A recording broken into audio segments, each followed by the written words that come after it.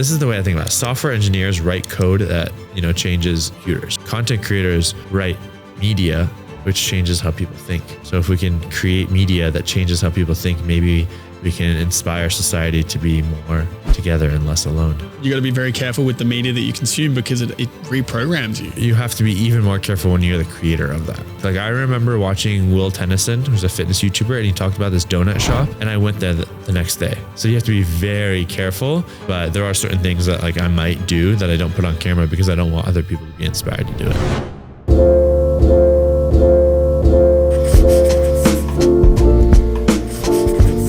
Welcome to That One Time with Adam Metwally, the podcast conversing the pillars of health, wealth, art, and wisdom for all your holistic hustlers out there. I'm here with Shervin, aka Shervin Shares, at the Beautiful Music for While studio.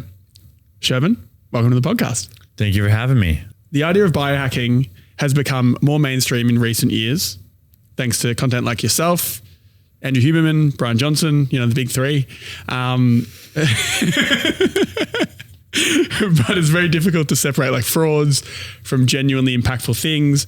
And I know because I've tried a lot of them. I don't have 3 watches on, but because I'm a fraud and Andrew Huberman and Brian Johnson are genuine impactful. Well, things. No, you're part of the big 3. You took that a direction I was not going. Self-sabotaging. Seriously, we can unpack that later. Yeah. So my first question to you is, based on your extensive experience in the health, fitness, and tech world, to somebody looking to hack their way to 80% of the best outcomes out there, what protocols would you recommend today? Honestly, I think too many people try to be like, hey, an ice bath is going to make me better at taking this supplement. I think I love the rule 80-20, where 20% of the things will drive 80% of the improvement. And that last 20% actually, you have to put in 80% of the effort to get that last 20% as well. Mm-hmm. And I think the foundational things are just sleep enough and properly, consistently, eat healthy, work out, and have good social time. And if you get those, everything else falls into place. Well, why don't we start from, let's do those big 4 in kind of some more detail. So let's talk about sleep. Mm-hmm. So I think the biggest thing that I've seen, I'm not an expert, I'm not a doctor, but from my experimentation and testing all the wearables and looking at what other people have shown and studied, is go to bed and wake up at around the same time, which most people struggle to do. Is there an optimum time frame that you know of? I don't think so. I think it just depends on who you are, but consistently going to bed and waking up at the same time every day. I don't know a single person who probably does that. So I think if you can do that, that's a huge unlock. Yeah. What's the range?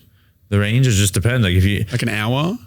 And I would probably about an hour-ish. Yeah.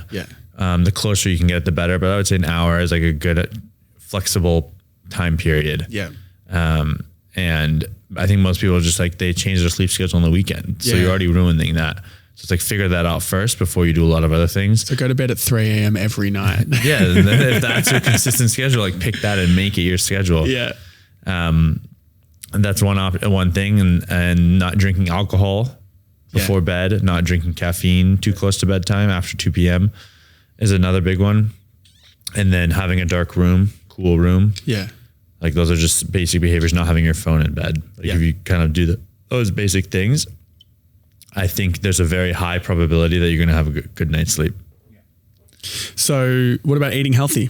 What kind of diet, what kind of foods are you focusing on at the moment? I think whole foods, anything that's not processed, if it comes packaged.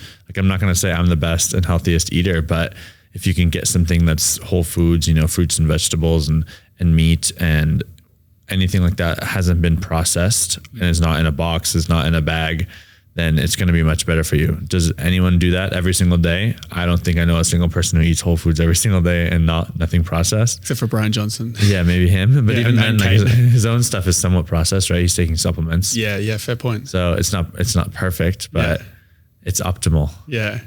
He's figured out the right processed stuff, but for the most part, leaning more whole foods. Yeah. What are your thoughts around meat and protein consumption? You get enough protein. I don't think I have right now my philosophy is just get 1 gram of protein per pound of body weight. So I try to get around 200 plus pounds of grams of protein per day. Yeah.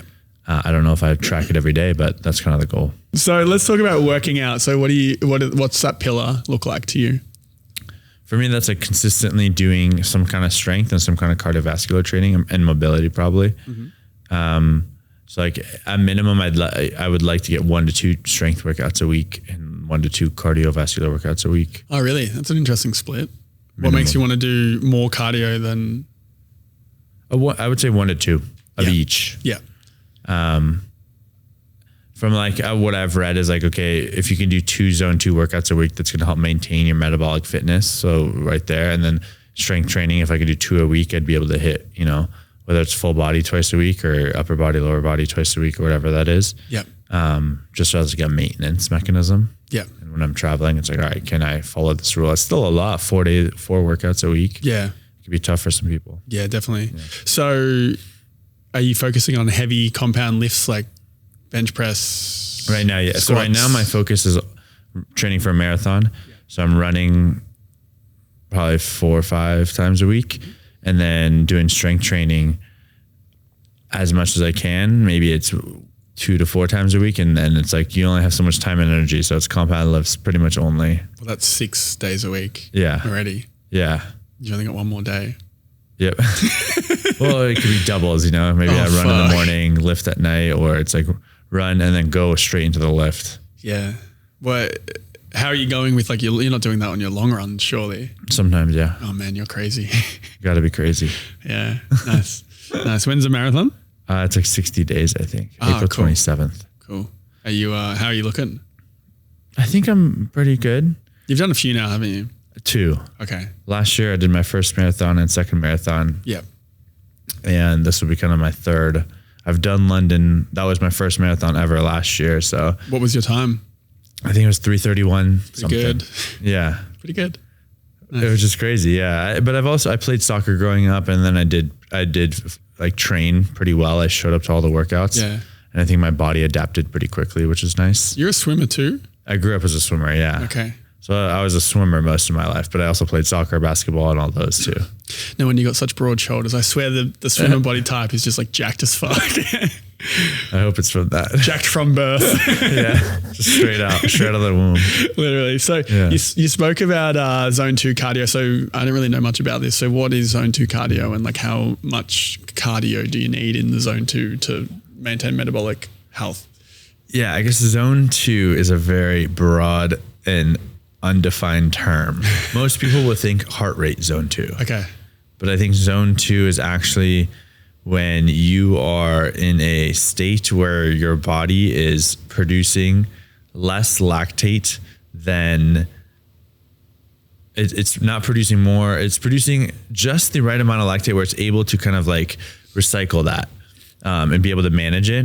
And once you exit zone 2, your body is actually producing more lactate, so it switches energy systems. Mm-hmm. So you should be burning more fats than carbs in that state. It's like the peak of that state.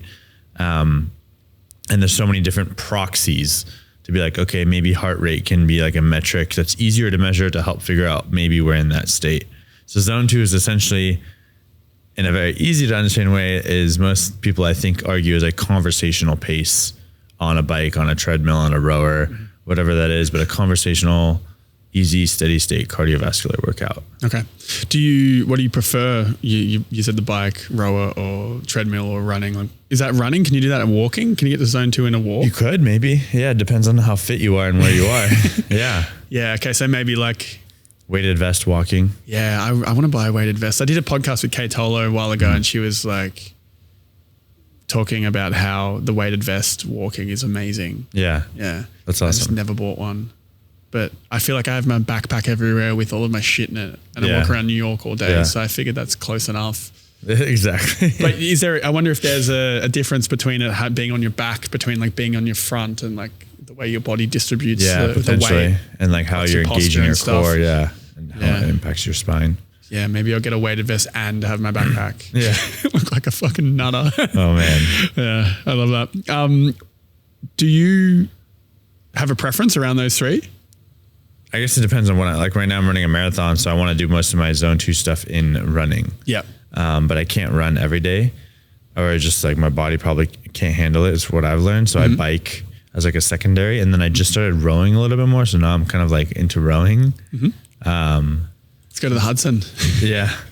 Do people row on the Hudson? Do they? I don't know. I've seen kayaks. Okay. I haven't seen rowers. What about zone 4 and that, HIIT stuff? What about it? What about like that in a general, would you ever switch out a day of zone 2 for a day of HIIT? 100%. Yeah. I guess, yeah. So there's different ways to state the zones. Like I've seen people do like, there's the 3 zone model, there's the 5 zone, 4 zone, 6 zone, 7 zone model. So anytime someone says zone, yeah, there is. So anytime someone says zones, you don't know what language they're speaking. Let's say HIIT. Yeah. Specifically HIIT. So really intense, 100% effort, 90% effort, short burst, break. So definitely do those too. Because someone has described it as like the pyramid, right? Zone 2 is your base building or aerobic building at the bottom. And then your HIIT stuff is kind of at the top of the pyramid. And you want to grow both of those. You want to have a strong foundation and a tall peak. Yeah. So you have to do both kinds of workouts to kind of create that ability to go fast and to be able to go at a steady state for a long period of time. So many days in the week, man. I know. Well, that's where it all depends on your goals, right? You can only do so much. Yeah, definitely. I mean, maybe the goal right now, my example is just optimum health and lean muscle building, really. Yeah. I'd probably do 1 steady state and 1 HIIT workout and then like 2 strength workouts. Yeah. If you can have the time. And if you don't, then it's like maybe it's 1 steady state 1 week, a HIIT the other week. Yeah. And then it's like 1 strength workout. Yeah, for sure. Cool, man. And the social time, talk to me about this one. Cause this is quite a new, it's not a new concept in human experience, but it's a new concept in the idea of health and longevity, that hanging out with your mates is actually going to make you live longer. Yeah, I think this is an underrated one. I believe that it's important to have like your community, your friends, your people. Like more and more people are alone, right? Especially with technology, and birth rates are dropping. There are countries where the more that people are alone, like the more likely that they're going to be sad. And I think that's a big component of just like being happy. I grew up with parents who immigrated here, and like a big value that they have is community. Like they have a very tight knit friend group, and like they're not my age, but they all live near each other. They all see each other like once or twice a week. And it's like, that's a big part of their life that they don't kind of let go of. And I'm like, I respect that. And I think that's something that, in American culture, it's very much like individualism, which is also good. But incorporating more like family, cultural values, community. Like it doesn't have to be your blood, but you should have some level of community. Like college dorms, very strong community. You're living and you're with people all the time. I've been a big proponent of always having roommates. Like I lived alone for 1 year, but I think it's important to live with people, especially if you don't if you work out from home. Let's say you live alone, like you're not interacting with too many people in a day, and I don't think that's good for like mental health. Yeah, I moved into a place alone for a couple of months recently, and that was the first time I've lived alone, and I felt like I was able to be more with my own thoughts. Like I was able to process information better because I didn't have external inputs, but it can get lonely. I don't know. I was also more effective because I had less, like work-wise, I got more work done, but it was only for 2 months. I don't know what 2 years would be like. Yeah. Yeah. It's an interesting one for sure. There's something else I've been thinking about doing as well, as like a weekly dinner, just getting different interesting people together and just having a dinner with them. 100%. That's something I used to do the sauna parties that obviously you've been to. Yeah. And that was kind of my vision, is like, how can I have a space where I can bring people together once a week or, once a month? And obviously that's hard to do a sauna cold plunge party because there's a lot of like costs to that. But doing a dinner party is a little bit easier. It's not easy, but it's a little easier, right? Everyone needs to eat. They're already, then it's just a matter of like picking a location, finding a space and getting the food. And then now you're bringing people together. Like that's my dream, is to be able to have that kind of space and like have that consistent. Why don't we tee it up? Let's go. Make it happen. Once a week or once a fortnight. What do you think of the appropriate cadence for New York is? It's tough. People are busy. Yeah, people are busy. I think it just depends. Like you can do one, like when I did my sauna parties, I did once a week, knowing that like the same people would not show up every week. And that's me. Yeah. Joe and I. There's definitely a strong crew, right? Yeah. But a lot of people would come once a month or something like that. Do you think you'll do them again come summer? Or I want to. That was the best, man. They were so good. I mean, speaking from my experience when I moved to New York, that was a moment, like a core moment where I was like, oh shit, I've found some people that like think like me, and this is really nice. So yeah. So yeah, I wouldn't do it if it wasn't for, we would have never met. So like that, I think there's value in that. Yeah, definitely. Hey, I want to, you spoke about your family, the impacts of your family on your life, and you spoke about how there's an important social element that you took from your family life. So I'd love to get kind of the understanding of the context of you growing up, how we got here, why you're doing what you're doing, and why it's important. Yeah. Okay, there's a lot of big questions. Which one should we start with? How I got here? Yeah, so just some context around your earlier years. Yeah, so I grew up in California, Southern California. My parents immigrated to this country, and I was born in this country. So they had slightly different cultural values and systems to kind of the friends that I experienced and grew up with. And stayed in California for my undergrad education, studied computer science, went into software engineering, and I kind of liked it, but I didn't love it. And I realized I was just doing it for my parents. Always wanted to do something business related. And I always loved video stuff. So then I quit that job to kind of chase my dreams, spent a year exploring, ended up starting to teach yoga. Yeah, I saw that. Yeah, did that. Where did you do your training? At Core Power Yoga. Okay, how did you find it? I liked it a lot. They have one of the best trainings in the country. Yeah. Wow. Okay. Cool. Yeah, I think there's a lot of things people love and hate about them, but I think hands down they have one of the best trainings. Is it expensive? I think it's $2,000 or $3,000. It's not bad. Yeah, but a lot of the target audience is like people fresh out of college, and that's a lot a lot of money for someone. And hippies. Yeah, who doesn't also don't have money. Who don't have money. Yeah. Yeah, I was thinking of going to Bali to do mine and do like the month. I just haven't had that month that makes sense yet, but it's high on the list. Yeah. Did you do it? Did you do the extensive focused training, or did you just kind of split it up? Yeah, I think it was like over 10 weeks or something. Got it. I did the 200 hour, and then I did the 300 hour, which makes you a 500 hour trained instructor through the yoga something. I forget the names. The Association of Yoga. Yeah, whatever that. Yeah. Anyway, so continue. I digress. And then I became a part-time yoga teacher, and then a full-time yoga teacher, and then a yoga studio manager. And then I became a product manager. So I went back into the tech space kind of. And this entire time I was making YouTube videos on the side, and I wanted that to become my full-time job, but I couldn't figure it out. And finally YouTube was making revenue, and then I quit that job again. And I was like, I'm quitting again. This is crazy. And I made YouTube my full-time career. And I was like, all right, I just need to increase revenue so that way I can survive. Yeah. And that's been my job ever since. Nice. So you spoke about having your parents immigrate to the country and you living in the country. How do you think that tied in between one another? How did that first generation American child feel in the world, and how has it now developed into your way of navigating the world? Yeah. I think there's value in that you see two different cultures at the same time, because if you grow up here, you see the American culture because, those are the friends you have at school for the most part. And then but then now at home, you might have a different culture, and obviously your parents change as they also live in a new country. But I think like a lot of Eastern cultures, shoes off when you enter the home. That's like a big thing. So to this day, I still take my shoes off when I enter someone's house. Yeah, we've been doing that at the house. Yeah? Yeah, it's so important, especially here. Yep. Kind of gross. Yeah, especially in New really York. Gross. Yeah. But like one of my friends was saying in LA, no one takes their shoes off. And I was like, oh my, I don't know if I could do that. But like here, we have a rule at our house.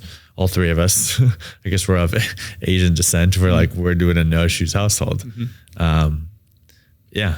And it's like little things like that kind of shape in how you do things, I guess. And it makes you think a little bit differently. Yeah, definitely. I had an interesting conversation with my dad because my dad's Egyptian. He came to Australia in his 20s, and, I was born in Australia. So I was kind of like you, but on the Australian side. And, I asked him why we never spoke Arabic, or why we never kind of, dug into the Arab culture much. And he pretty much said to me that he wanted me to be an Aussie. Really? You know, he wanted me to, because he felt that he had limits to what he could do in the country because of being an outsider, and he didn't want me to be an outsider. Have you felt that in your experience with your family? That's tough, man. I see that if I was in your situation, I'd be like, oh, I wish I'd learned, because even I didn't learn too much. I want to learn Arabic. Right? I wish I learned Arabic. If I could speak fluent Arabic right now, I'd be stoked. The amount of countries you can visit and like be able to communicate. Oh man. Yeah. But you deal with the cards you dealt, right? Yeah, exactly. Yeah. I think I was fortunate. I grew up in a city that was actually majority Asian. There's a lot of Koreans and Indians. Yeah. And I don't think I had that experience as much, which is unique. I think California has a very like mixed an immigrant population too. Like everyone in our block was like an immigrant. Yeah. And all our family friends were also like Persian. So there was not that much of like a disconnect, I guess. Like you didn't feel like I was an outsider in a way. Yeah. Well, I mean, with, I think Egyptians, there was only probably like 30 of them in the town that I lived in a small town, not a big place at all. There was one mosque that I remember going to once or twice, but that was it. Yeah. And Dad was like a light Muslim anyway, so he didn't really practice too hard. So yeah, it's a completely different experience then, hey. Yeah. Yeah, damn. So I wanted to, you jumped onto, sorry, let me start that again. You spoke briefly about taking that big leap between your job and then going into content full time. You've previously been quoted saying, you know, thank God for Tesla stock and that every plane needs a runway. So I wanted to kind of dig into, now that we've gotten here, I was going to talk about it later, but we're here. So that journey between the job to full-time content creation, the position you were in prior to taking that leap, and if somebody listening was thinking about doing a similar thing or moving into that direction, what would you recommend based on the lessons you have learnt from your experiences? Don't sell your Tesla stock. Did you say your Tesla stock? Don't sell it. Bro. That's the lesson I learned. No. You can still buy it. It's too late now. It's not too late. I promise you. It's never too late. I'm still dollar cost averaging into that stock. Yeah. Mm-hmm. I need to. Get back into it, bro. It's not over yet. But I think anytime you want to chase a dream, the thing is, when you're in my position, now that I've been in it for a few years, almost 4 years now, actually. Yeah. It's 2021, right? Yeah. Wow. 3.5, 4 years. So many people now aspire to be like you, and then they want to ask questions. Like the amount of people that be like, oh, can I get coffee? Can I learn how you did it? Blah, blah, blah, blah. And I did that too, which like, there's nothing wrong with that. But I can't say yes to all of it. The biggest thing that I've learned is so many people want it, but they're not willing to put in the work. So what does the work look like? Let's say you want to be a YouTube creator, like you got to post a video every week. You can't not post, like, it's like, oh, I want to be a barista, but I'm not going to show up to work. Yeah. Like it doesn't work like that. You have to show up to work.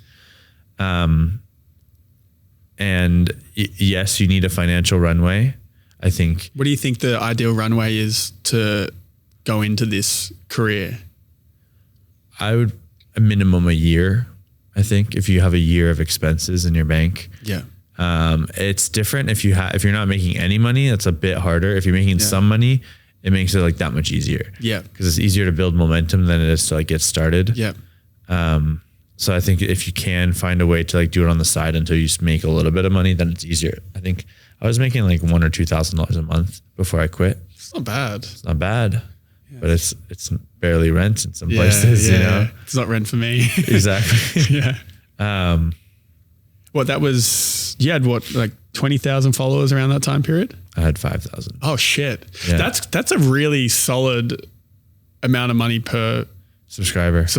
Yeah. That's crazy. But that's the other thing, is like subscribers don't matter. I know people who have fractions of subscribers of me, but make like 3 to 4 or 5 times more than I do. Wow. What's the difference?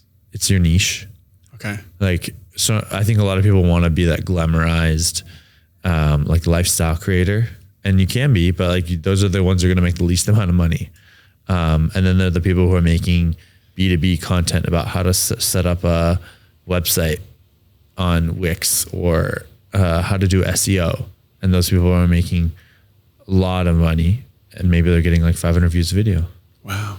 Yeah. But like no one's gonna be like, that's fun, that's exciting. Like the non-sexy stuff always makes more money sometimes. Yeah. Even in like the real world. Yeah. So it's affiliates mainly. They'd make their money off affiliates. Yeah. I don't know exactly, but I think that's a ton of like affiliates, sponsorship. Like people get really creative in terms of how they run their businesses. Yeah. There's a lot of different ways to do it. What are some examples of some interesting ways to approach monetizing as a creator that you've seen? Interesting ways, like unique. Yeah, unique. You know, you've got the kind of foundations like getting a sponsor or putting affiliate links, but is there anything else that you've noticed that you thought, oh, well, that was clever? No, or else I would have done it. I think the most common ways, right? Affiliates, sponsorships, sell your own product, memberships, ads, AdSense.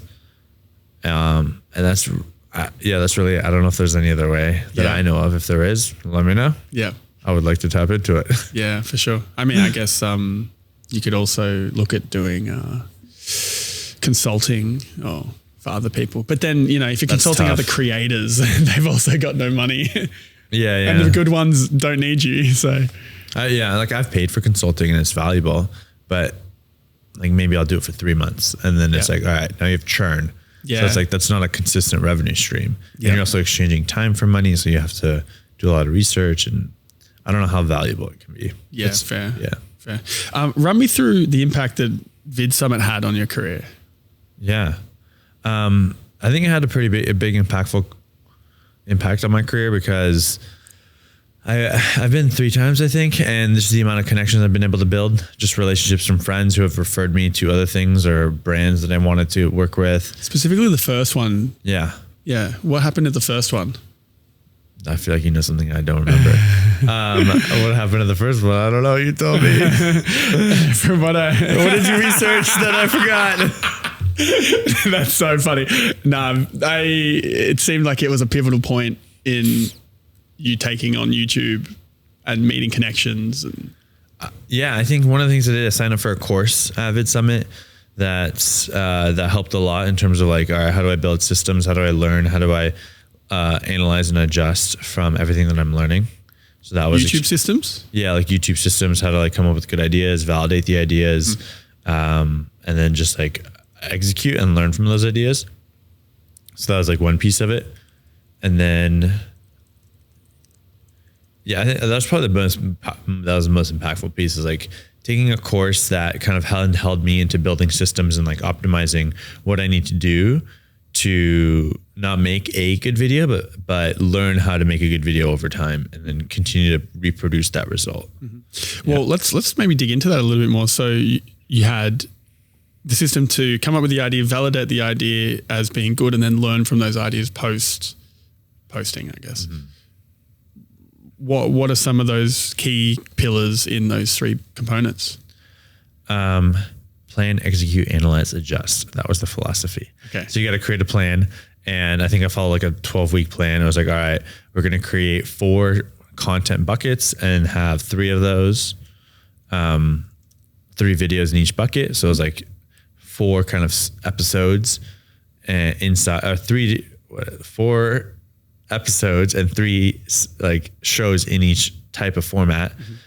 And then coming up with those ideas, creating that plan, executing those videos, and then analyzing how each of those buckets did, and then iterating me like, okay, I'm going to keep these 2, but delete the other 2. And then we're going to rinse and repeat and come up with new ideas. Yeah. So you try and keep with 4 every time? Yeah, exactly. Yeah, okay. Approximately. Do they have to be relative to one another, or?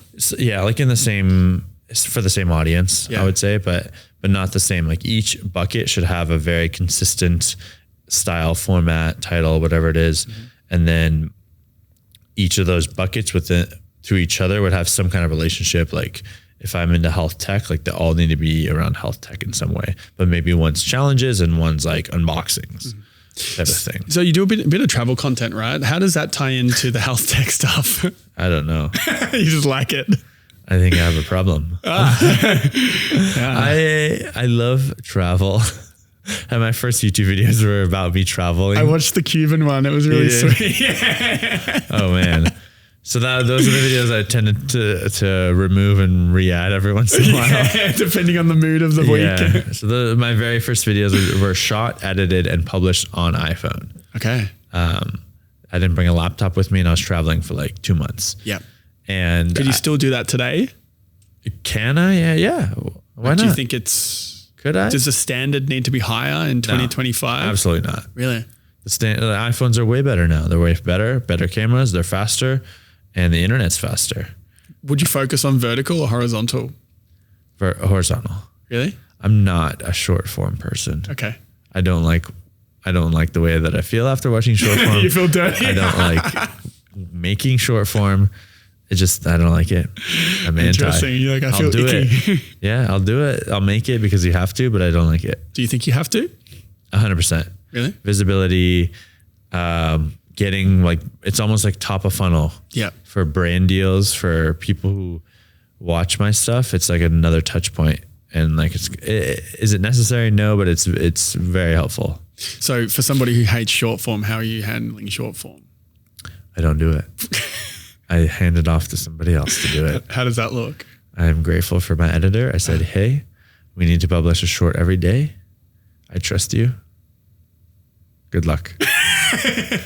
And now he does it. Like, I don't even post. Top secret. I don't post any of my shorts. I'll almost never look at them. And they get posted every day. Okay. Yeah. He'll chop up past videos. If I have a funny idea, I'm like, oh, I want this to be a short, I'll film it. And then it automatically syncs to a drive and he'll edit something, but I'll never see the final form. I'll never get feedback. I never even upload the footage for short form stuff. Okay. Do you data management is pretty important, and the systems around the editing team and stuff. So do you just upload it to a Google Drive, or do you use iCloud? What's your preferred storage? I'm a big systems guy, and not only in life, but also in work. Yeah. It's the engineering in you. Yeah, exactly. We have a lot of systems. So for iPhone footage, I have two systems. One, the iPhone syncs to a network attached storage, which is like a server, and that server will sync to Dropbox. Interesting. And that happens in the background. Right. So every photo you upload, every video you record automatically goes up. Photo, video, to the NAS. And then goes into this automatically. Dropbox. You don't have to do anything. You just film it and it just goes. Yeah. When I'm at home. Okay. Or connected to Wi-Fi. Okay. It's kind of like iCloud, but it's like Sherv Cloud. Can you swap? I didn't know you could like choose to swap away from iCloud to a NAS on your phone. Yeah. Wow. I wouldn't say swap. Yeah. But yes, it works kind of. I still do both. Okay. Because sometimes that NAS one breaks. Yeah. Like right now it's not working, so we haven't used it. Okay. But yeah, you can. Even Dropbox provides its own service where in the Dropbox app, you can upload all your photos to Dropbox directly. Do you prefer Dropbox over Drive, Google Drive? Right now, yes. I think because we tried using the Mac desktop apps. So annoying. And the Google Drive one just crashed more often. Yeah. And then Dropbox is a little bit more reliable, but they're still not great. And the issue that we had also was space. Google Drive ended unlimited storage. So we migrated to Dropbox, and then Dropbox ended unlimited storage. So then I was like, oh, great. Yeah. So now we're just staying on Dropbox. Fair enough. Yeah. I have this battle all the time. Yeah. And I feel like Google Drive has a shit ability to upload big files. It just seems to never upload properly. I don't know. I haven't played with it in a long time. Yeah. Anyway. But yeah. Cool. Interesting. That was a very random specific side note, but it's something I'm thinking about as well, because this stuff is very data heavy, and building the editor team is, you got to think about how you get content to them. Yeah. Dropbox, and then we use proxies too. Yeah. Proxies. Like we'll take, if it's like this, we'll have a remote computer that the editors can log into, create proxies, which are just smaller files. And then they can download the smaller files, edit with that, and then upload the XML project file back to that main computer that has the main footage, and open the main footage on that computer. Who came up with this? I did. Wow. Yeah. Smart guy. That engineering skill is really coming into play. Yeah, exactly. Wow. Good stuff. I have to pick your brain. Maybe I'll go out for coffee with you. Just kidding. I would never do that to you. Maybe dinner. Just come see the setup live. Wine and dine me before. Yeah. Wine and dine you at our first dinner. Yeah. Nice. So you take the ideas, you validate them, you learn from them, plan, execute, analyze, adjust. Yep. Cool. I like it. It's a good little way to view the world and life, to be honest. Yeah. Daryl Eves. That's the guy who I learned it from. Yeah. Cool. So let's jump back into health and health tech. So, you said you studied computer science, you had a good software job, you just fucked that off, went and became a yoga instructor, and then came back into all of this. You came back into tech and then came back into the tech, got into the tech wearable stuff. And your motto with Shervin Shares, the Shervin Shares project is to feel better, sleep better, and live better, right? Is that still your motto? I'm always working on the motto. What's the motto today? I think right now I'm Elevator playing pitch. with, I test tools and strategies for high performing individuals Okay. So you test tools and strategies for high performing individuals. That's your motto at Shervin Shares. today. What sparked the obsession with self-experimentation into health and health tech? I think it was just the curiosity of how great can I be? What's my potential? And like, how can I test that and learn and see what I'm capable of doing? Have you reached your potential yet? I don't think so. Okay. I don't know if you can figure that out. At what point can you say I've reached my potential? Like, have I just peaked? Do you think it's like a peak and then a precipitous drop, or you just you peak and then you start to unpeak, but you still think you're mentally peaking, and but the reality is something else? Everything's multifaceted, right? It's like, let's say you go to the Olympics, like that's the peak, right? You've gotten there, but then in other ways you can peak, in family, in life, in like relationships. So maybe your athletic peak was there. That was your maximum potential for your athletic potential. But then other areas, you still have space to grow. So it could be like that. Maybe you peak somewhere early and other areas you're still figuring it out. Yeah. Yeah. How old are you again? I'm 32. Okay, same age as me. Yeah. Yeah, I think I peaked at 28. You think so? No way. In hindsight. People haven't even started businesses until like 45. Yeah, well, that talks about the different peaks. Yeah. See? Anything's possible. Anything is possible. Be especially in this 75. fucking city. Yeah, exactly. The city's crazy. Yeah. So with the health and health tech stuff, what has been the most interesting thing you've uncovered in this world? Because you've done some really, really cool things. I was going through a lot of it and I was like, oh, I want to watch this. Oh, I want to watch this. It's right up my alley. So yeah, what's been the most interesting one that you've come across?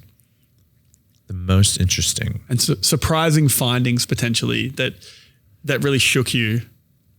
The glucose monitor stuff was interesting because I had this meal prep service I was using, and like it would spike my glucose all the time. And I was like, why do I always feel tired after lunch? And that was why. So then I stopped ordering that. That was a big one. What was it? It was like Meal Pro or something. I don't know. It was like frozen meal prep. What was causing it, do you think? I think it was meal portion size. It just was frozen. So it wasn't like that fresh. Okay. And that spikes your glucose more if it's not fresh? It could have been that, or it could just been like what was in the food or like how they prepared it. Surely can't be that much stuff in it. Like, I don't know. What are they putting into it? Yeah. I don't know. But I just stopped using it and like try to find healthier options. Yeah. So that was good to learn, like for me. Yeah. So do you not, with the glucose stuff, do you not want there to be any big peaks and valleys? Is that kind of the idea? It's hard to say that that's the only thing you're trying to optimize for. Yeah. It's something to look at. I think it's like learning if food spikes your glucose and maybe you don't want to eat that every day, or maybe it's like you want to reorganize how you eat. You eat your proteins first. Maybe it's like you walk after meals, but for the most part, sort of, yes. Okay. Are there any benefits of big glucose spikes throughout the day? You're just going to have minimal changes in like energy levels and every time your glucose spikes, your body has to secrete insulin to bring it back down to like your base level. Yeah. So it's just your body's just working harder. Yeah. Okay. Interesting. Yeah. I've had a glucose monitor once. I was bonding with one of my diabetic friends, so I bought one. And it was really interesting, but I haven't done it in a long time. I've had one sitting there for a while, so I'm going to jump back into it and see. But it was some really strange things would spike your glucose. Like I would work out and my glucose would just like shoot up. That's natural. That's going to happen. So that's where it's like, okay, it's not just about keeping it low, but like when you exercise, your body needs glucose. Yeah. So what happens is it starts to put glucose into the blood. But even if I hadn't eaten, it would just, glucose would come out of nowhere. Well, that's measuring a glucose monitor is technically measuring interstitial glucose. Okay, what does that mean? Whereas most things, like when you get a blood test, they're going to measure blood glucose. Interstitial glucose is the closest thing to measuring your blood glucose. Okay. It's like a proxy in a way. It's like, all right, we're measuring the glucose in between your membranes, I think, but it's not blood. It's not tapping into the blood. Yeah. Because that little filament goes inside your skin and it's kind of like trying to figure out what your blood glucose might be. Okay. And it's pretty close. It's very close. It's a medical device. Mm-hmm. So then when you're working out, right, you already have glycogen in your system. So now it's getting it into your blood so that way your muscles can absorb it. Yeah. Where does it sit when it's not being used? That I'm not 100% sure. I wonder. But I would just maybe hiding like your somewhere. liver. Pancreas? So I don't know. Anyway. A liver, pancreas, one of those somewhere. Yeah. Yeah. It could be in your muscles too. And like some muscles are just like, actually, I have no idea. I'm not going to say things I don't know. Let me have a look. Where does glucose sit in the body before it gets? But I think you carry like 1,800 calories of glucose in your. Glucose is stored as glycogen in the liver and in the skeletal muscles. 400 to 500 grams is stored in the skeletal muscles. 80% of the body's total glycogen store. 100 to 120 grams in the liver. There you go. Liver and muscles. Okay, so it's kind of right. There you go. Nice. So on the flip side of all of this, so the glucose monitor was one of the most interesting ones. What was one that was just a complete hack? Like complete waste of time? A wearable? Yeah. This is some juicy shit. So let's talk about it. Try not to ruin any relationships. There's one thing that you wear that vibrates on your body and is supposed to make you feel less stressed. And I don't know if it does anything. I tried it. I didn't feel any different. You're talking about the vagus nerve stimulator? We'll leave it at that. That's what there are those. There are a lot of those. Is that what you're talking about? But it's kind of like Come that. on, you can't leave me on a cliffhanger like that, bro. It was something like that. It was one of those like vibration devices. And I'm like, do I feel any different? I don't know. For me, it didn't do anything. And I'm like, it goes back to the foundational stuff. Like, sure, maybe this gives you a 5% improvement, but if not sleeping on a consistent sleep schedule can fluctuate you 80%, then what is a 5% difference going to do? Yeah. Yeah. Yeah. Is it worth optimizing when the foundation is trash? Exactly. Is it? It's like trying to fix the chairs on the Titanic. What's the point of having clean, very organized chairs if the Titanic is sinking? At least you'll be comfortable before you die. Is that okay? I don't know. I heard that analogy and I was like, that makes sense.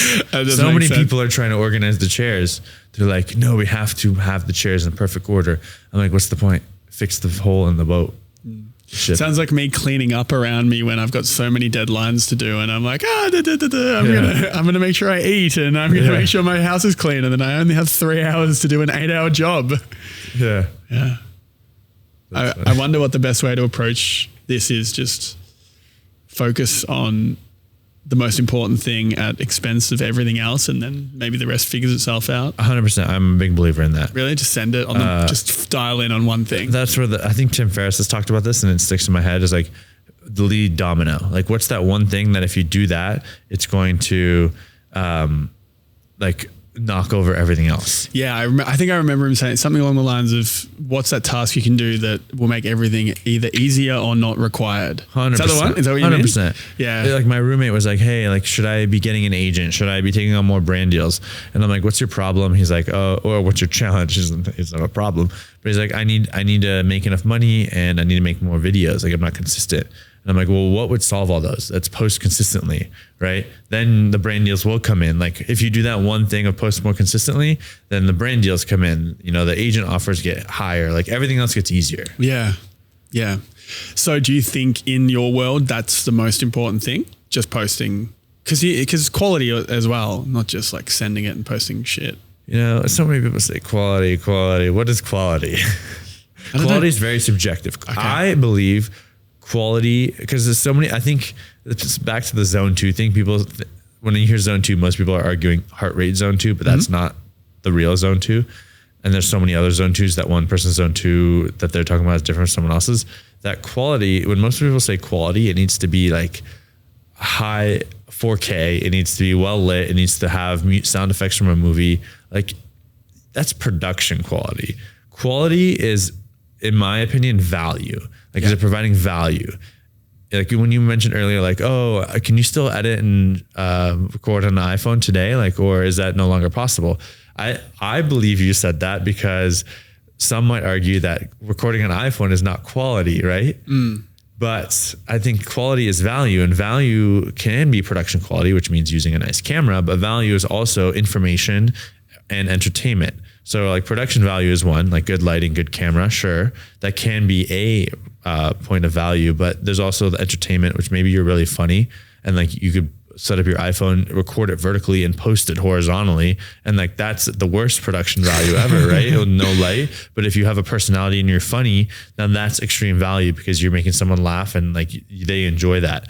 Or it's information. And it's like, I'm trying to learn about a wearable and it's like, I should record it on the iPhone, but the value I'm getting is not production quality. It's not lighting. It's not cinematics. It's the information about that device I want to buy, or it's information about how to sleep better. Yeah. I'm thinking about Zach Bryan's story. Do you know much about his come up? No. You know, the country singer? Oh, I thought I was like, Zach Bryan. Yeah. I know of him. I don't know him too much. He just like filmed on this shaky iPhone video of him just like doing a cover, and it fucking went crazy viral. And that was the start of his career, just out of nowhere. See?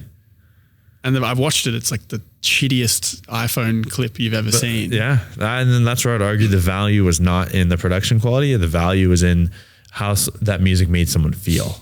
Yeah. I mean, you know, I guess the core of that though is the dude was amazing at music. So he'd spent probably 10 years playing. Yep.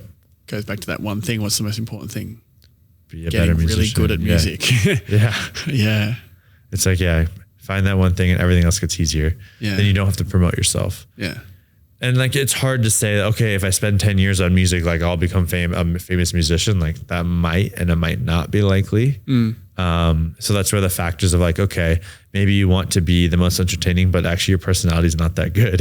Yeah. So then, you know, some education and some production value can help, and you could be like a middle-class creator. But you might not be the funniest, you know, like Emma Chamberlain, you know, she's like A-list content creator in a way. Yeah. But there are plenty of people who maybe don't shoot on, you know, the little camera she shoots on, but they have a nicer camera. It looks better. They don't have the personality she has, but maybe they're a little bit more informative and they're able to kind of create a space for themselves and be a middle-class creator. Like you don't need to be the top of the top. That's what the cool thing about being a content creator is. You can make $100,000 a year and be a person in your niche, and you're not like the top person in your niche. You're just like this person in your niche, and no one knows. You're walking down the streets and you're a full-time content creator. That's the world we live in today. Yeah. Do you think the niche is important to pick to become a middle-class creator? Like you mentioned briefly, you know, the lifestyle stuff is what everyone wants to do, but that seems to go to the top and only the top because you're really becoming a personality more than a value provider. Well, it's like people are most excited to become the thing they see and hear about the most. And those are the lifestyle creators, the people who are the most wide, like Mr. Beast, he's the most wide known YouTube creator. Whereas like someone who's like, there's this content creator I love, and you probably have never heard of him. His name's Space Rex. You know what he talks about? Network attached storages. He has, I don't know, 100,000 subscribers, maybe more, 200,000.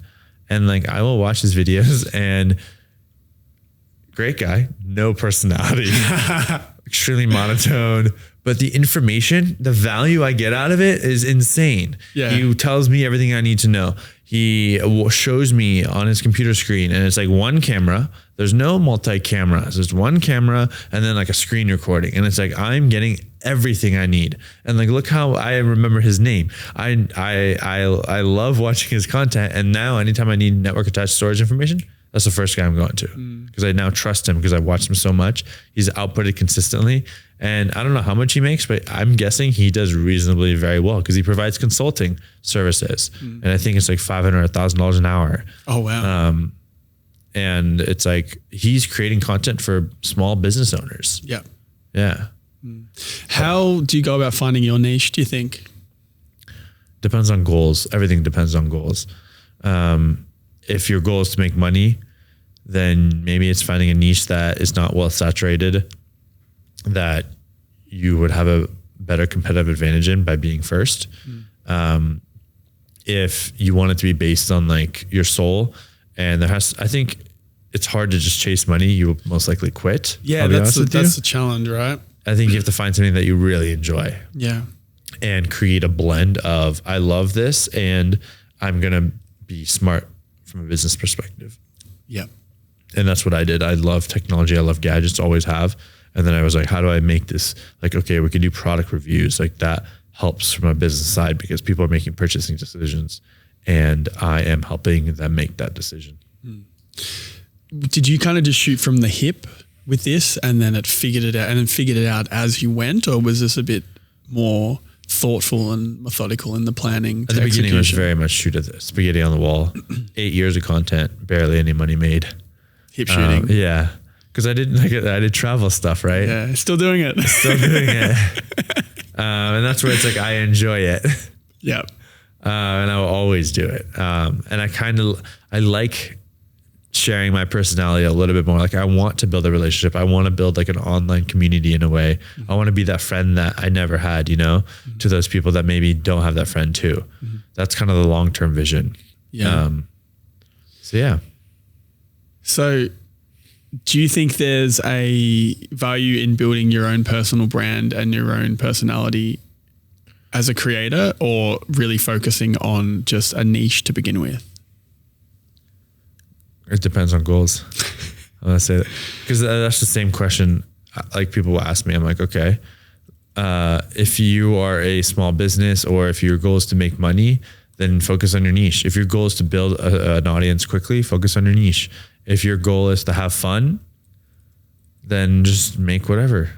Yeah. Like those are two totally separate things. And the idea that they can be the same thing, one, that's a great privilege. Like I live a very lucky life. And two, like it's not perfect. It's not easy and it's not perfect. Yeah. Like I'm so extremely lucky. And at the same time, I work so much that I don't know if people would want this life. Like I dream of having a 9 to 5 sometimes. Yeah. Cause it's like, if I can clock off at 5 and go to the gym, or clock off at 5 and like just go to dinner and not have to think about anything, that sounds so nice. Honestly, I've been thinking about like, what if I just went back and worked a 9 to 5 job? Like that would be so relaxing. Like it makes life so much easier. That just because it looks amazing and so many people want it doesn't mean that it actually grass is greener on the other side. Interesting. Yeah. So you don't feel like you've got the freedom that this world potentially provides? 100%. I went to the sauna at 12 o'clock today. I have the freedom. So what's wrong? But then I'm going to the sauna at 12 o'clock for an event that involves networking and meeting brands. So yeah, it's working, but I do have the freedom to go to these things. And at the same time, everything that I do feels like in some ways it's tied to the business. Yeah. Like I'm running the London Marathon. I am the business. I'm running the London Marathon. Like that's for the business. Yeah. Am I running the London Marathon because I want to and out of pure joy? No, because I'm filming it. One, I'm making money from doing it. And it's literally, it feeds the business and it helps pay the people on my team. It helps pay me. So it's actually like I'm going for a run. Why am I going for a run? Because I'm going to go have fun? No, because I'm training for an event that I'm getting paid to run. Yeah. So it becomes like this interesting dilemma that this is work now. And it's like, okay, maybe I got up early like everyone else did to run, but I'm actually working. Such a strange concept, isn't it? Yeah. And someone You're might getting paid to exist. Like, you are so lucky, you're privileged that your job is to go running. And yes, that is true. And at the same time, like having separation of work and personal is very hard. Well, yeah, you can't because your whole existence is a business. Think about my roommates, all content creators. Why do we live together? Because we're content creators. Because we hope that, yes, we're friends.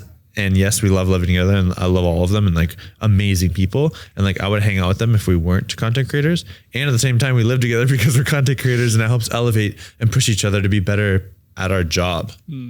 So yeah. So what do you think the end goal is here? To milk my audience for The end goal is to find a sustainable balance. Yeah. How do you think that looks? The thing is, like, most content creators have like a 5-year lifespan. Really? Especially the ones that, make it big. Think about it. Do you know anyone who used to create 5 years ago that still does? The only one that pops into my mind is that guy that is from New York that... MKBHD? What? Who? Which one from New York? Casey Neistat? Yeah. But even him, he doesn't post. Really? Barely. He does here and there, but like every 3 months, maybe every 6 to 8 months. Yeah. What does he do instead? What do these people do instead? But like he peaked, he peaked. In essence, he retired. Right. And he kind of just like makes videos whenever he wants. Yeah. And he doesn't have to show up for work every day, right? He has that privilege. He has kids, a family. So I think I want to get to that point where it's like he sold a business, I think, to ESPN or he sold Beam, his app. What was his app? Beam, BEME, I think. So it's like that, Max Tuning. That guy is a smaller creator, not small, but smaller. He sold sour strips to Hershey's. That's right. Yeah. Like, I think it's those creators that, Logan Paul and Prime or KSI, they made Prime. $25 million in 2016, CNN. Yeah. Okay. So there you go. Like the creators that create something that's not a part of them and then either sell it or sell their ownership of it. Like that's essentially you're starting a company, startup, and then selling it. That's probably the best way to create a level of wealth where you can like quote unquote retire and still kind of do what you love, but not be forced to make videos to make money. That's where I don't want to be. So Max, let's dig into. Do you know much about Max's story? A little bit. I've seen him a little bit, but so he was a creator, and then he came up with the sour strip thing, and then he pivoted all of his content into the sour strip thing until it grew, and then he sold it. Is that kind of what he did? I guess so. Yeah. I wouldn't say he pivoted his content into just that. From fitness to sour strips. Yeah, but I think he started with fitness and then he started talking a lot about entrepreneurship. Yeah. And his business. He started to share his business decisions. Yeah. He also has like a very strong, charismatic energy, hot, like he's just like a lovable personality. Like I'd be like, I want to hang out with that guy. Yeah. And I think he did a great job of like building a community of people who were invested in his journey. Love sour strips. Yeah. I bought sour strips. Really? Like, I'm a fan. I like them. Yeah. I just ordered some Sugary yesterday. boy. Yeah. 100%. Yeah. Yeah. Fair enough. So the 5-year plan is to build a business around this. So are we going to see the like real wearable tech, Shervin's wearable tech company? I don't know, maybe. Damn. I don't know. I'd have to figure out what that is, or whether it's a coaching program or something like that. Yeah. Or like an app or hardware is hard. Yeah. Like what am I going to do? Build a competitive watch to Apple, one of the biggest companies in the world? Like Apple's going to kill it with health products. You think so? They're just getting started. They seem to be slow at the moment. Do you think so? Mm-hmm. In what way? I don't know. Just haven't seen much good come out of that company for a while now, unless you've seen something. Are you kidding me? Tell me. Like the Apple Watch, when the new AirPods have become a hearing aid. I guess there's so. Hearing protection. There's audio. You can test your hearing with the AirPods. Oh no shit! I didn't know. I don't have to go to a doctor, and I can get the new ones or the old ones. AirPods Pro 2, which came out 2 years ago or something. Wow, I didn't know that. Yeah. Because I haven't been I'm paying gonna do enough a video attention. on that. Yeah. I think there's so many health features. They have like a research thing in the app. Like at some point, people will be able to run research studies through Apple Health with Apple Watches and everything and be able to understand. We'll be able to understand so much more. But I think so many people don't know what's actually happening. Yeah. Well, I mean, there's so much shit out there and it's so hard to kind of pass through what is crap and what is useful. So like, that's probably a good question. How do you filter through the bullshit and legitimate things in the world? It's so hard. Like I went to an event today and it was about like a wellness wearable. Yeah. And they opened up the statement with, we believe this is going to be an essential part of your life. And this thing is, in my opinion, I would argue it's probably not essential. Like you don't need a hardware device to save your life. Like there's some things about the Apple Watch with like the ECG, EKG, which can detect, AFib and something wrong with your heart, maybe you have to go to the hospital. Can it actually? Yeah. So it will start alerting if there's like a... Yeah, it detects it. There's certain different ways you have to go about it. Telling me to stand up. Yeah, so that's a good one. But that's something that can truly save someone's life, like, right? Yeah. And maybe you wear it and it never happens to you. And maybe you wear it in like the first week, it saves your life. Yeah. You don't know. It's hard to say. But some of these devices is like, okay, this has like, we can't make any claims about anxiety or depression, but it has the potential to help. And it's like, okay, does that really make it an essential part of someone's life? No. Well, maybe in 2025 when everyone's lonely and depressed, living alone and they still live alone, but they have this wearable tech that makes them feel less depressed. It's an Optimus, the Tesla robot. Yeah. Cuddles with them at night. Yeah. I'll just get the soft version, Oh, no. the teddy version of the Tesla robot. Future, I hope to never see. Well, if you're going to live to 150... I will see it. Yeah, you will see it. No, we will change it. That's what content creators do. Yeah. That's very ambitious. Is it? Yeah. Think about it. This is the way I think about it. Software engineers write code that changes computers, right? Changes what a computer does. Content creators write media, which changes how people think. So if we can create media that changes how people think, maybe we can inspire society to be more together and less alone. Wow. I don't know. That's actually really deep.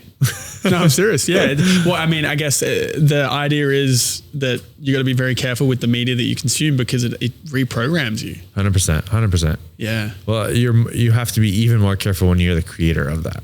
Yeah. Media, right? How are you very thoughtful about that? I try to be. Yeah. How does that I'm not going to say I'm the best, but I think it's like alcohol.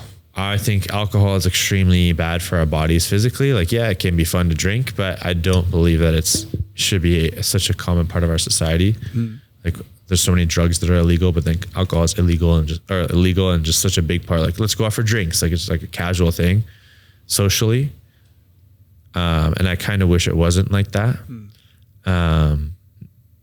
It was just, there was more barrier to entry maybe from a social perspective, but from that side of it, I don't like to put it in videos because if someone sees that I'm drinking, then it creates that media, it reprograms them that, hey, this is normal and this is okay. Yeah. So like I try to be selective and, even me just posting me eating ice cream, like now they're being slightly reprogrammed to like, hey, I want ice cream too. Right. So pretty sure I ate ice cream after watching one of your videos. See? So like, I understand the impact that can make. Like I remember watching Will Tennyson, who's a fitness YouTuber, and he talked about this donut shop. It's actually here in New York City. And I went there the next day and it's like the power, like, and realizing that like his views are in the millions. So like 1 million people watched that video. That means 1 million people potentially got programmed to go get donuts or like Tim Hortons. He always talks about going to Tim Hortons. So like anything you do is now being like propagated like 10x, 100x, million X. So you have to be very careful in what you say, what you do. And like, that's also like, if you can make sure that your own core values are set and proper, then you're going to act proper on camera. But there are certain things that like I might do that I don't put on camera because I don't want other people to be inspired to do it. Interesting. So what are your core values around this world that you're in now? Just quickly though, I love doing this podcast. If it's positively impacted you in some way and you would like to support us, please subscribe. By subscribing, it allows us to build a much bigger base of listeners, which results in better guests, better production, and a better show overall. Alternatively, please take a look at the affiliate links of the products that I use and love in the comments below and consider purchasing using those links. They'll give you a discount and they'll also provide the podcast a small kickback. These are two very easy ways for you to support us as we continue to grow the podcast that we absolutely love doing. Thank you for your support, and now back to the episode. I think a big one is like not drinking as much alcohol is a big one. It's only been 3 years since I've drunk. Really? That's awesome. I love that. Yeah, October this year will be 3 years. Yeah, congrats. Thanks, man. It wasn't a thing that I was planning. It was like... What inspired it?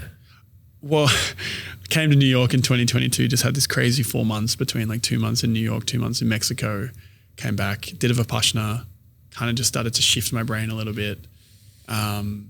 then went to Amsterdam, was drinking a ton of wine, went to ADE, which is a music conference, and then got a bunch of cold sores because my body was super run down. I thought, I'll take a break. I'll take a month off. I had a gut protocol that I wanted to do. So I was like, I'll take a month off. I'll do a bit of a gut reset and then we'll go again. And then a month went by and I was like, why don't I get to Christmas? And then I got to Christmas. And then I was like, why don't I get to Feb when I go away to Thailand? And I got to Thailand. I'm like, why don't I get through Thailand? And I got through Thailand. And then after that, I was like, let's do a year. Yeah. And I did a year. And I'm like, let's do 2 years. Did 2 years. And now I'm like, I think that's it.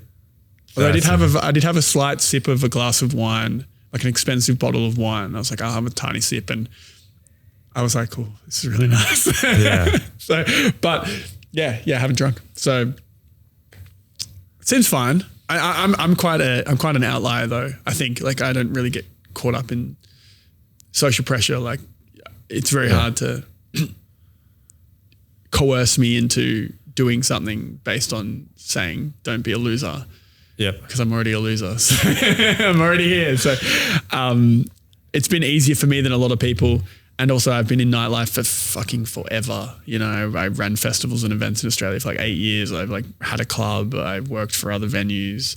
So I've been in this world for a long time. So it's not like fun to me. It's kind of like work. Like probably have a similar thing to you where people are like, oh, you're so lucky you get to go out for a living. Yeah. It's like, yeah, but it's work, you know, it's networking. I go to these shows and I can't party because I might see industry peers or, you know, you don't know who you're going to meet. You don't know what's going to happen and you're paying attention to how it's operated. So it's a completely different experience. So I think the combination of all of that has made it quite easy to just drop. Yeah. And the culture's shifting. Yeah. The culture's really shifting. It really is. I think the whole Gen Z wellness era is like, all right, no more alcohol. Like, smashing vapes. Yeah, great. It's probably, I don't know what's worse. Do you know what's worse? I don't know. But I guess we're always going to have vices. Do you think so? I think there's a way natural human tendency. That's why I try to, saunas and cold plunges are my new vice.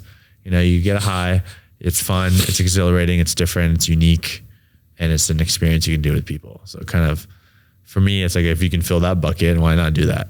Yeah. I did a podcast actually really recently with Jonathan Leary from Remedy Place. Remedy Place, yeah. Haven't been there yet, but that seems to be his whole core thesis is bring people together through wellness, which I love. That place is really nice. Yeah, have to check it out. We'll have to go. Yeah. After our dinner. Yes. My friend, another podcast guest, his name's Lucas Owen. He's a biohacker from Australia. He has a supplement that he created called Catuaba Pure. Mm-hmm. It's based on catuaba, a herb from Brazilian folk medicine. So it's an alcoholic alternative. So his whole thing is take these, it's healthy for you, it gives you a buzz, and you feel like the positive feelings of alcohol, like the inhibition lowering and other things. I don't know the details, but anyway.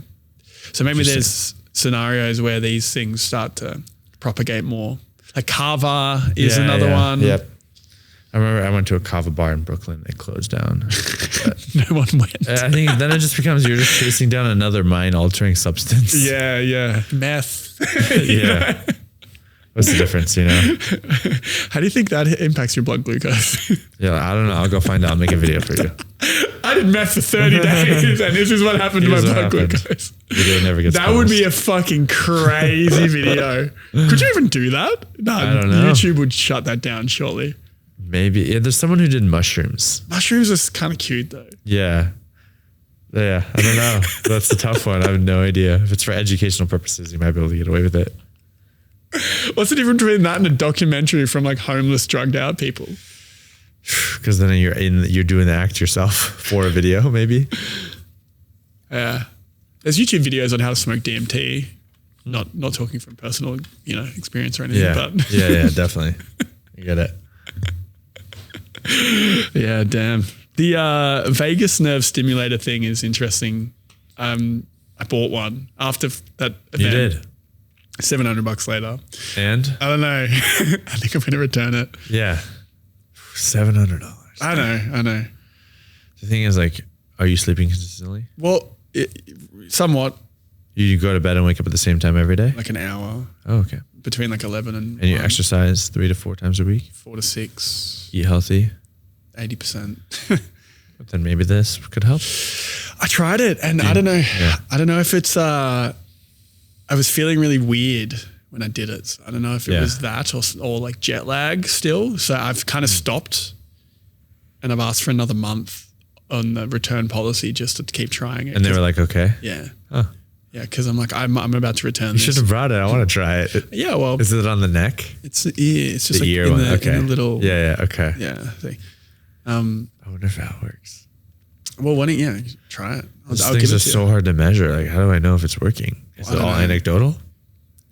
Apparently not.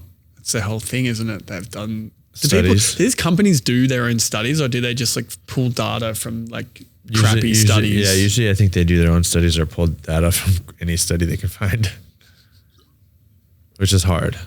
A study of 3 rats Yeah. in the 1920s. Their HIV doubled when we put this on them. Oh man. I want to wrap up this podcast with some more kind of philosophical thoughts. I like to tap into the mind of Shervin before we wrap up. My mom's calling. Yeah, you want to put her on the Kidding. on the call as well? I gotta go now. We'll have a 3-way conversation with her. Are you and your mom close? No, that was just the joke I make when I'm like trying to exit the conversation and people are like, haha. Haha, See no. what you did there. Yeah, no, I saw what you did there. I just ignored it completely and kept moving forward. I like saying, oh, sorry, my cat's on fire. Your cat's on fire. Okay. Oh, no, I'm driving. So I can't, I'm driving. Get the strange, that's my I'm go-to. going to start using these then. It's so funny because when someone offers you something that's just random, like, oh, do you want a bit of this chocolate? You're like, no, I'm driving. Yeah. And they just give you this really confused look. They get they get what you're saying, but they're really confused as to why that's the reason why you can't have this thing. Yeah. Good one. Try it.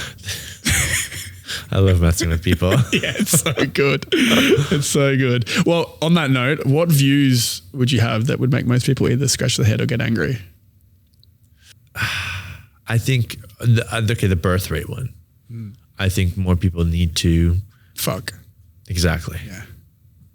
Partner up. That's becoming mainstream. Is it? I think Too so. many people are like, I'm going to be the cool uncle. I'm going to be the cool aunt. I'm like, no, that should not be cool. Like that's another like social media thing. Like people make it seem cool to be the one who like, yeah, it's nice to travel the world and do your own thing and stuff. And I don't think we should be putting that into people's minds. Just because we've been on a trajectory of less and less people partnering up and less people having families and kids, especially the smart people. Let's dig into this because this is a really interesting one. We never thought the podcast would get into this subject. No, it's so fun and I'm here for it. Why? Why has this happened? And I'm going to caveat this. Why is this only happening in the Western world alone?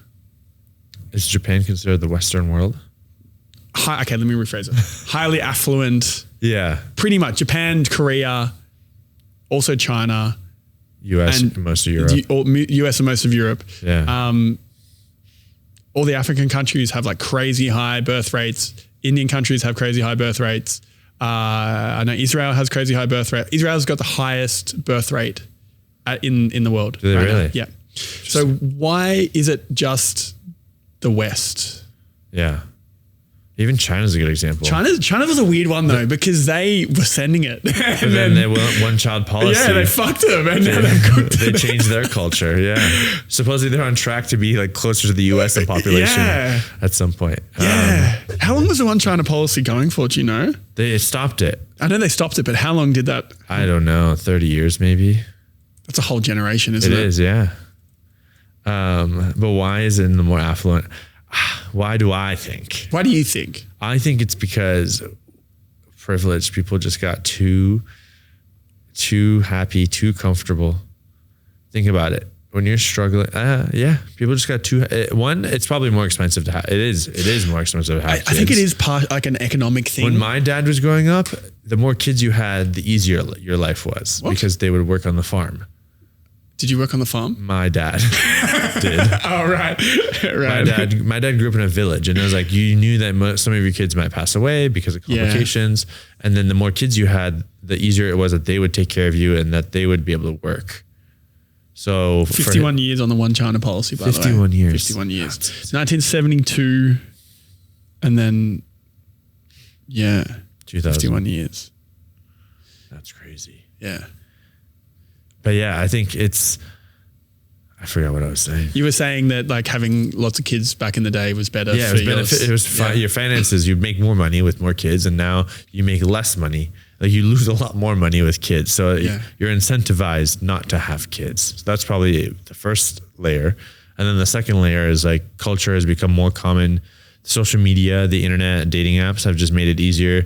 And the ability to travel just makes it easier to have like multiple partners or not be loyal to your main partner. Do you have a missus? Me? No, but if anyone... I got hoes in different areas. I do not. But yeah, I don't know. I think it is easy to do that. It's easier with social media to have options. Like someone was telling me in New York, dating is extremely hard because people think there's something else better. And like, that could be true, but like, you just need to make a choice. You need to, like, commit. People are scared of committing. Yeah. I think there might even be a component of like the loss of traditional religion. That too, yeah. Yeah. What do you think? How do you think about it?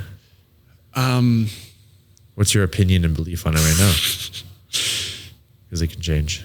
Mine changes. It has changed. I think mine's a bit too hot. Yeah. my take's a little bit too hot for the podcast. Yeah. But yeah, I think the core of them, I think the loss of tradition, the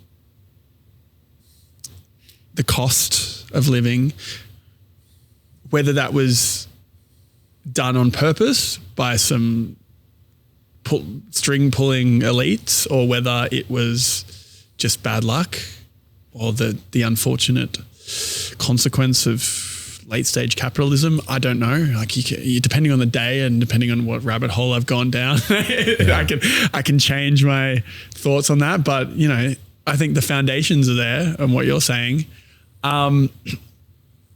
And I swear probably social media and this whole high diagnosis of ADHD and how that ties into how shit you are at making decisions and sticking to one thing is all tying into it.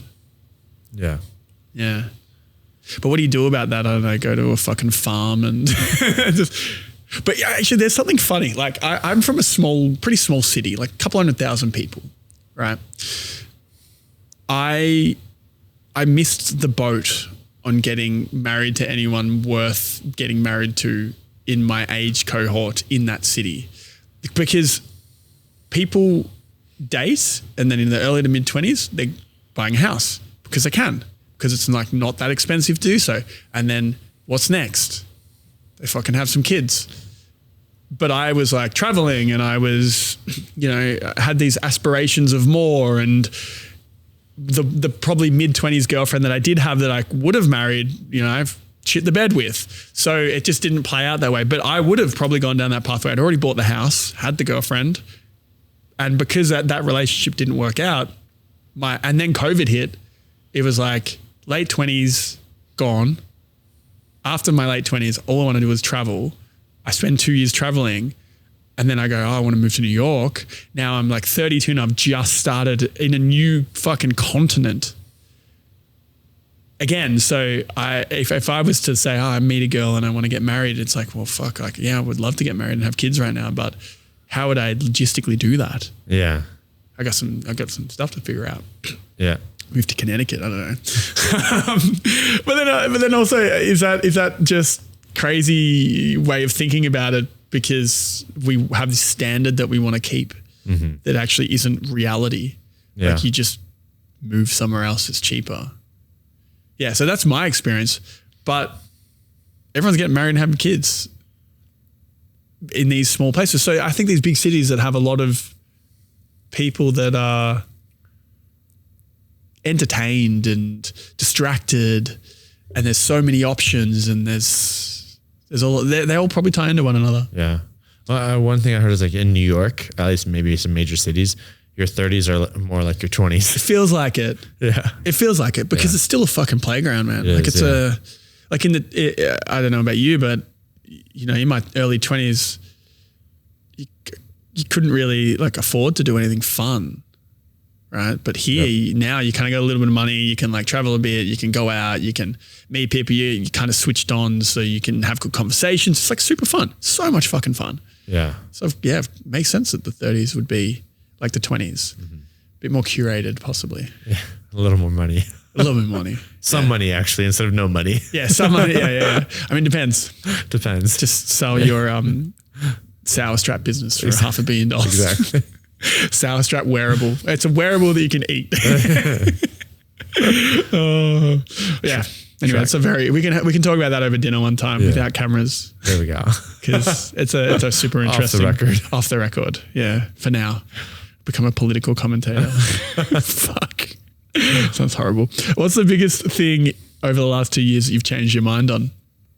That work is everything. It is everything? That it's not an or, it's an and. That life doesn't have to be just or. It can also be and. Like, I think one thing I always thought was I need to build my business and become a successful content creator or enjoy life.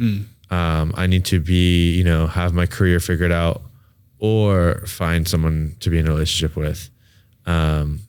I need to be good at my job or be a good dad, right? And it's like, no, that doesn't have to be the case. You can do and. Like that's a possibility as well. Like you can be great at your job and be a good dad. You don't need to be non-existent to your children and all in on work, or like stay-at-home dad and never work. Like you can still do both. You might not be able to be at the same level, but like 80-20, if you can be 80%, like on both sides, like that's better than 100% and like 0%. So that's kind of the biggest thing is like you can do both. How has that changed the way you've approached life and your business? I think I was a big believer in like, I don't want to hang out with anyone that's not going to help my career. I don't want to do anything that's not going to help work. That was my mindset. And now it's like, okay, actually it's okay to have fun with friends. It's okay to go on dates, even if you haven't figured out your life yet. That you do have to kind of do a little bit of all of it and have balance. Don't be one track minded, because if something goes wrong in this one track, you are absolutely screwed. You need to kind of have multiple areas in your life. Yeah. I guess that's the whole premise of what I talk about on this podcast. Yeah. Holistic hustle. Yeah. That's the goal. Sustainable, grow sustainably. For 150 years. Exactly. Yeah. Yeah. Yeah, it's good. That's a good approach. I wonder if there's seasons. Maybe there's. I feel like it's a combination of sprints, right? Yep. Like you're like, oh, I'm about to have a kid. Cool. I got a fucking 6 month or a year sprint and just locking in on this, getting it done well, and then I can put the foot off the gas, and then I can relocate my focus to this other thing, and then I need to do a sprint on there. 100%. Well, it's like right now, I grew my YouTube channel to a pretty strong level for where I want to be. 200,000 at the moment. Yeah, almost. And like I can make a video that's random, and like I will be fine, and I will make enough money to survive probably for the next 6 months if I don't post a video. Yeah. So it's like now I have that momentum. Yeah. Like I can post bad videos and still be okay for some time. Yeah. And like maybe my season is I focus on my fitness and I do less content. But I go maintenance mode on content, and like I don't grow the channel, but like I just keep making videos that have a good strong baseline, and then I focus more of my time on fitness, or like I maintenance both of those, and then I focus more on like my personal life and like relationships, friends, and partners, or partner, not plural. Those are different area codes. Let's go. Finding a partner.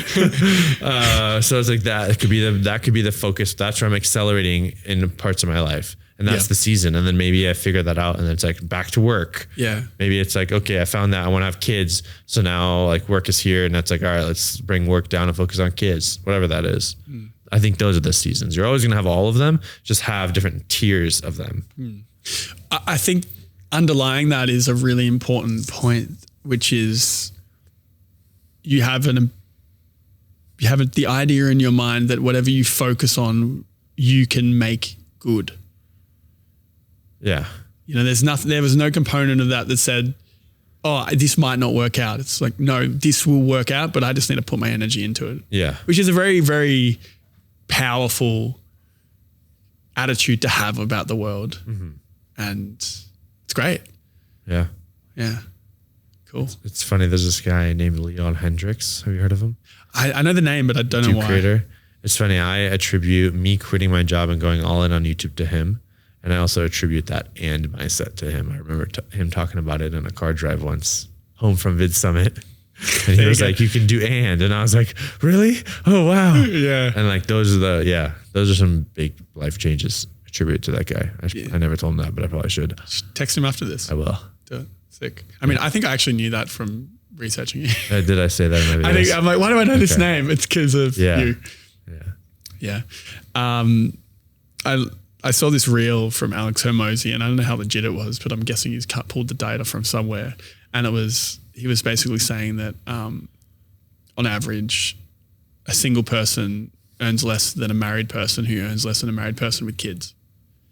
Like it's as though it's a married person, married guy with kids versus married without kids versus single.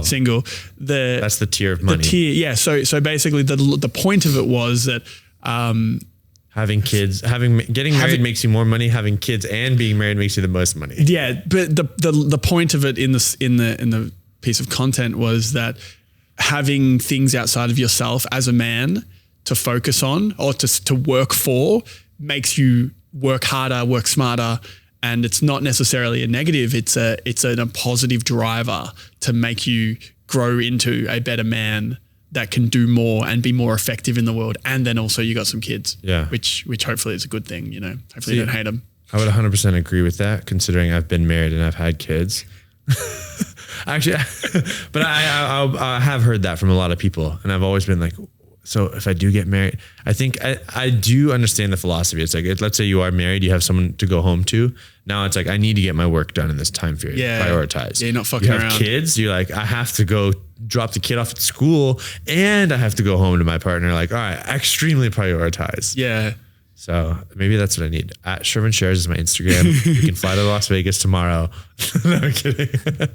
DM him, slide into the DMs. I just want to get married and have kids to make more money. That's all it is. No. Oh, that's so good. So imagine if that became the only thing I said. I should do that and see if people believe me. They would. Yeah, I mean, people believe anything these days. Exactly. Especially when you've built a kind of reputation for being reliable and truthful. So just burn it all to the ground. Yes. How many videos do you think it would take for you to burn down all of your positive brand? One? It's like it takes what? A lifetime to build something and a second to burn it all down. Wow. What's the saying about reputation? Yeah. Yeah, easily. I can make a video and be like, this is the greatest thing ever. And everyone knows it's bad. Done. Actually, I don't know. You'd get canceled maybe for a year and you could come back. Bigger and better than ever. But like people would lose a lot of trust in you. Yeah. Yeah. Just build a new audience. Fuck yeah, you'd have to start from scratch essentially. Yeah. Just like shave the beard, just go mow only. Yeah. Sunglasses, mow only, long hair. Change my hair color. Call yourself the Shake. So what's the kindest thing anyone's ever done for you?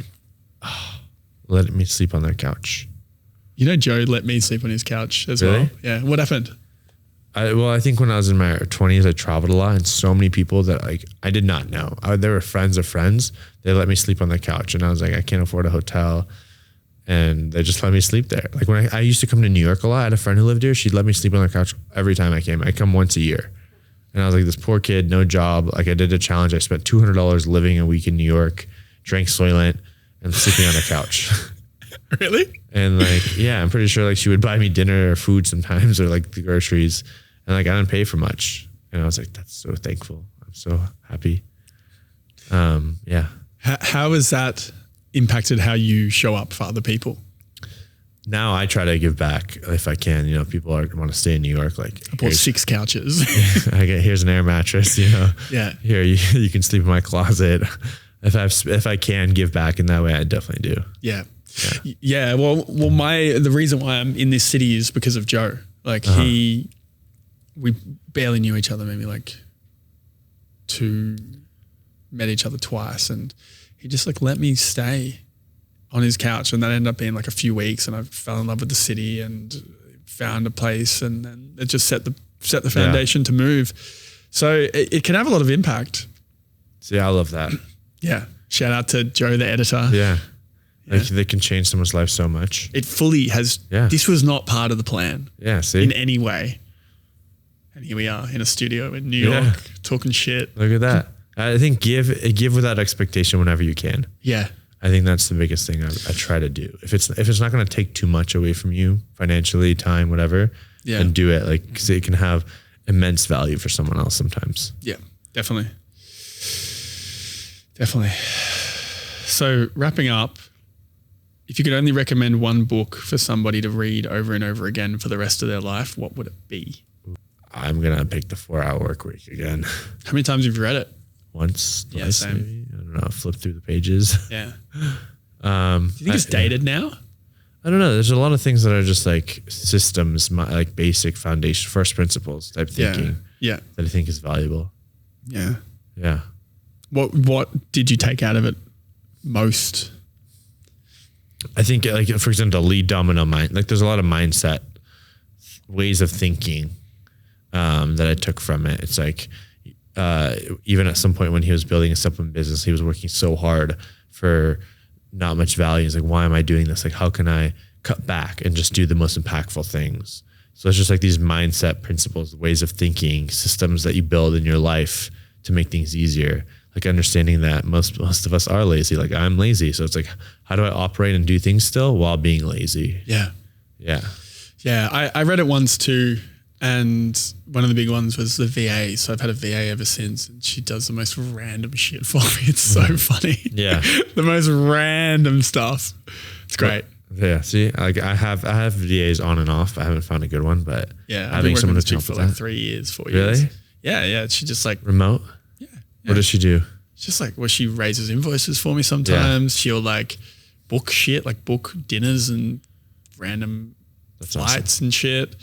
I went through I actually haven't said this before, but I went through a phase where I was like DMing everybody on Facebook for their birthday, that every single person in my followers, and she would like do it. Really? Yeah. I would like write what I wanted to say, and she would send the message on that day, every day for a while, until I got flagged on Facebook for too many DMs. So like you would be like, I want to say this to that person. Yeah. And you would do it you would send it to her every day? No, we would batch a month. Okay. And then and then she would just go in every day and send it off from my personal.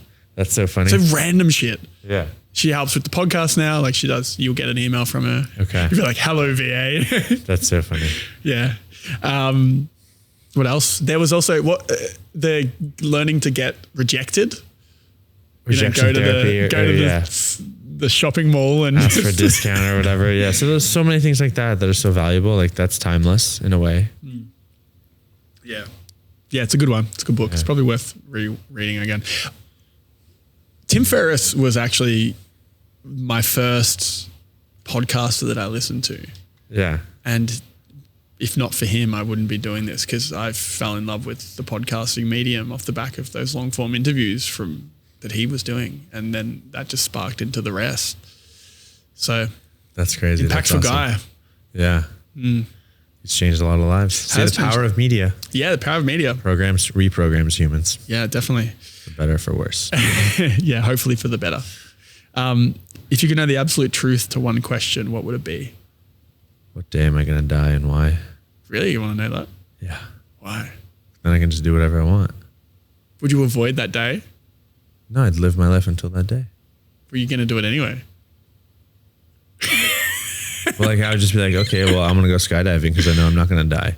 I'm gonna go swim with sharks because I know I'm not gonna die. Right. Okay. So you would just do really dangerous shit knowing that you're like immortal until this day. Yeah. Well, like if I knew I was gonna die in 5 years, I'd live differently than if I knew I was gonna live for 50 years. Would you? I think so. Really? 5 years is not a long time. 50 years is a very long time. I think I'd be a little more rebellious for 5 years. Well, there's no guarantee that you'll live for 50 years. But if I was going to know that I was going to die in 50 years on this day at this time due to this cause, then I'd live differently than if that thing I asked told me that I'd die in 5 years from today. The point I make is you might not live for 50 years. You might live for 5 years. So how is there a way to... So then I wouldn't be able to know? Yeah. What was the question again? If you could know the absolute truth. Absolute truth? Yes. I'm like, you've answered the question reasonably, but now you've got me thinking, and I'm like, well, how do you live a life? Because you don't know if you're gonna fucking die tomorrow. No one knows. So like, should you be sending it more, or should you be planning like you're gonna live to 100? That's a different philosophical question. That's what I'm asking. If I know the absolute truth. Yeah, that's what I'm asking you. Yeah. I think you should act like you're going to live to 100. Really? Yeah. Because then you live to 100. If you act like you're going to live another 5 years, then you live another 5 years. What you think and believe is what comes true in some ways. Yeah. I was on Twitter yesterday, and it was talking about like taking sugar pills and calling them steroids and how it's an actual thing, and you get like higher level of muscle growth based on just pretending like a sugar pill is is like a anabolic steroid or something, and your brain just the placebo. The placebo. See, I don't know if this is bullshit, but like who fucking knows? Placebo is powerful. Yeah. So I was like, this morning when I had the creatine, I'm like, yeah, I'm having powdered steroids. Yo, that's so smart. I don't know if it'll work. Yeah. If you think it works, it works. If you're not sure if it works, it won't work. Yeah. You have to believe. Do you have to like? How do you believe something that you know is false? You have to lie to yourself. I think there is something to say about manifestation and like the whole. If you think it comes true, I do believe there is some value to that. Yeah. I think you literally have to believe. Yeah. Like wholeheartedly, and then it can come true. Yeah. Sometimes it doesn't, but if you do it increases your chances. And life's all about luck, so maximize your luck. How do you maximize your luck? Increasing probabilities. So shots on goal. Yeah, it's like, let's say I want to gain 5 pounds of muscle. Like, how do I maximize my luck to gain those 5 pounds? I do everything. I work out exactly what I need to do. I take creatine. I eat the amount of protein I need. I think that I'm going to gain the muscle. Like, I do all the things that potentially work, and that maximizes my chances of gaining muscle. I live right next to the gym. You create systems and you do all the things that you're supposed to do that we know of today. Nice. So what's one lesson you hope that everyone takes away from today? You don't ask, you don't get. You always, if you want something, you should ask for it respectfully, that is. But like, if you never ask, you're never going to get it. That's a good one. Yeah. Yeah. What are you holding off on asking right now that you want to ask to somebody? Shit. Is there anything?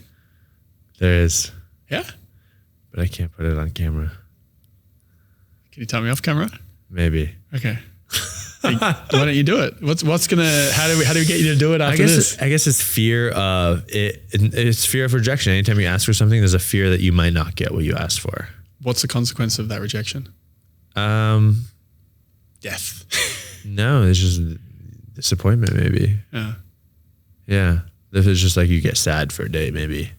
Or 5 days or like a year. Or forever. And then your whole life plan. So literally death. Yeah. So it's actual death. Yeah. Damn. You should do it. Send it. Maybe. Do it. Don't be a pussy. Shervin, is there anything you're excited about at the moment you want to let listeners in on? Drink water and go to the gym. Fair enough. Stay hydrated. Stay hydrated, kids. And where can people find you if they're interested? At Shervin Shares on YouTube, Instagram, X, TikTok, Twitter. You got all the handles?